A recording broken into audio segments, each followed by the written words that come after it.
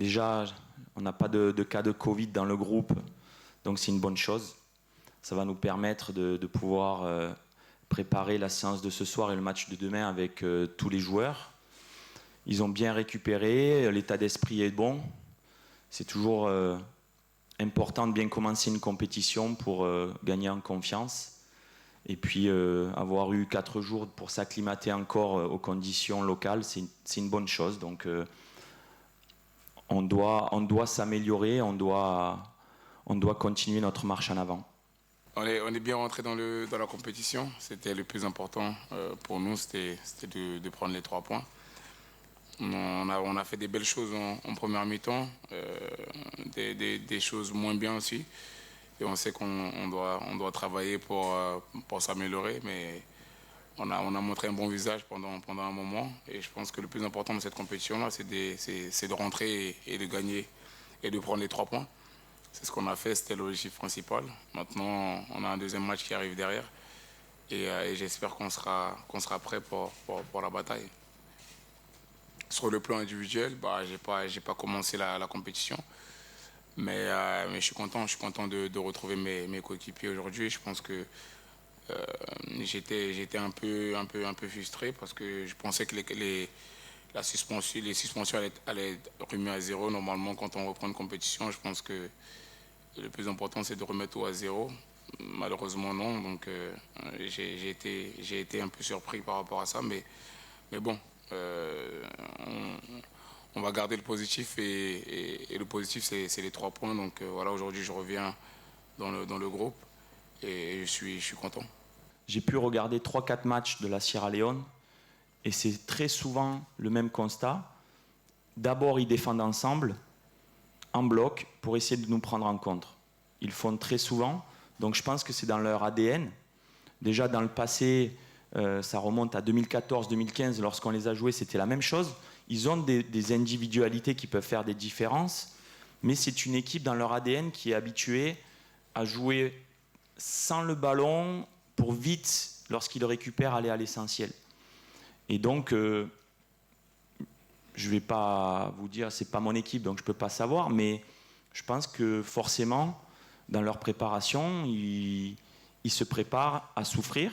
C'est dans l'état d'esprit, dans le type d'effort qu'ils font, et ils sont préparés à ça. Donc c'est vraiment un type de football qui leur appartient. Et je le dis, je le répète, il y a quand même de très bonnes individualités qui peuvent faire la différence. Ils jouent quand même au ballon.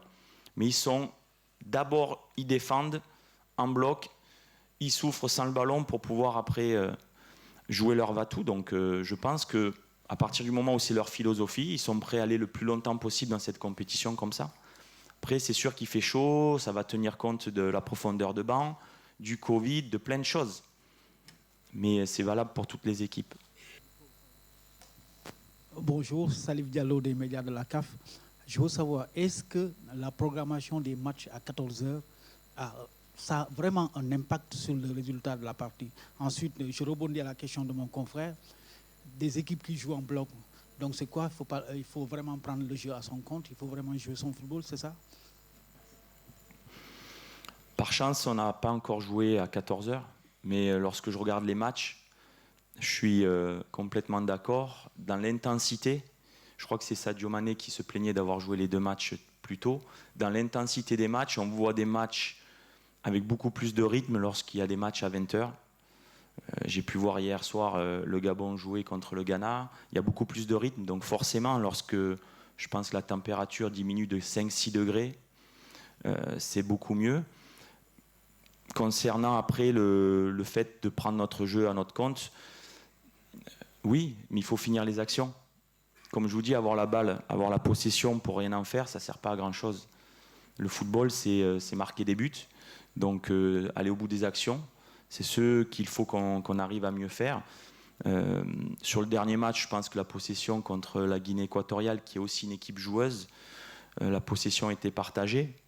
Mais notre équipe, c'est vrai qu'on aime bien avoir le ballon, même si je pense qu'on est beaucoup plus dangereux lorsqu'on ne l'a pas. Mais oui, finir les actions est quelque chose qui est important lorsqu'on a la possession. On a vu les anciens qui sont venus vous soutenir depuis le début de cette compétition. Qu'est-ce qu'ils apportent en termes de complément au groupe? C'est toujours important de recevoir des anciens joueurs qui ont fait la gloire du football africain et du football ivoirien. On a été très contents de la venue de DJ qui apporte autre chose dans le groupe. On a l'habitude de discuter avec lui. C'est un attaquant, mais bon, pour nous les défenseurs aussi, c'est important de prendre des conseils. Et puis oui, je pense que le groupe l'a bien perçu. Pour certains jeunes qui viennent d'arriver, c'est un rêve, on va dire, de le rencontrer. Nous, on a déjà eu l'occasion de jouer ensemble, donc c'est toujours un plaisir de le voir. Mais pour certains jeunes qui n'ont pas eu l'occasion de le rencontrer, pour eux, c'était un rêve qui s'est réalisé. Donc ouais, forcément, on a encore besoin de plus anciens qui viennent apporter leur expérience qu'ils ont pu avoir en sélection. Je pense que voilà, ça donne une énergie positive à l'équipe. Et puis je pense qu'aujourd'hui, voilà, c'est des gens qui ont fait la gloire du football ivoirien. Je pense que c'est un peu normal dans cette compétition-là, surtout une compétition qui est très difficile, très disputée. Je pense que c'est important pour l'équipe. Donc oui, effectivement, nous, on est très contents et on aimerait en voir encore un peu plus.